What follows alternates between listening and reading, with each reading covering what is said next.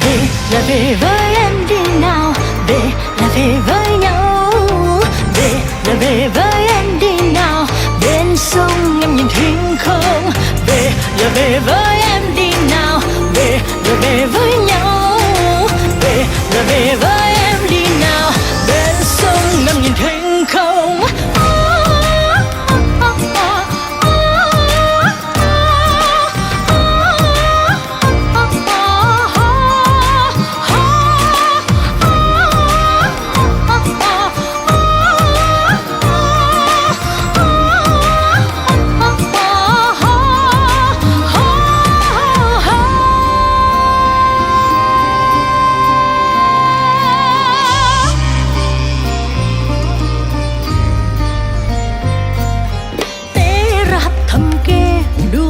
Ke atta chongi